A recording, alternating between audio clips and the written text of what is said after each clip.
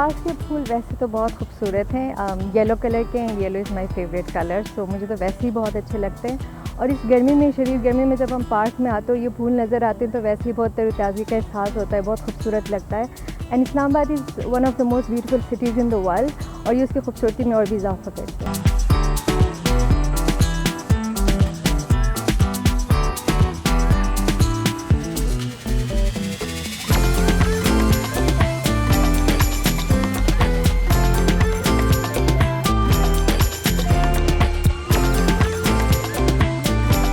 अमलतास के फूल माशाल्लाह से बहुत खूबसूरत है। येलो इनका कलर है। जब हम यहाँ आते हैं तो ये हमें अट्रैक्ट करते हैं अपनी तरफ, और अगर हम स्ट्रेस फील कर रहे हैं तो हमें यहाँ के रिलैक्सेशन फील होती है और बहुत अच्छा। और ये बहुत ज़्यादा हमारी ज़िंदगी में एक अच्छा अमल रखते हैं कि हम लोग इससे फ्रेशनेस फील करते हैं।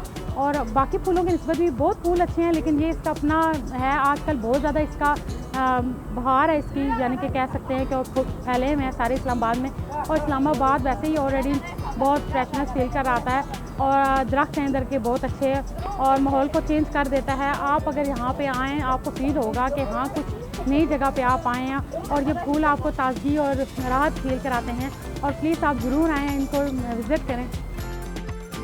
अमलतास के दरख्तों की मौजूदगी न सिर्फ शहर के हुस्न को दोबाला कर रही है, बल्कि शहरियों को भी एक खुशगवार एहसास फराहम कर रही है। कैमरामैन मुदस्सिर दाऊद के साथ रुखसाना खान, डॉन न्यूज़, इस्लामाबाद।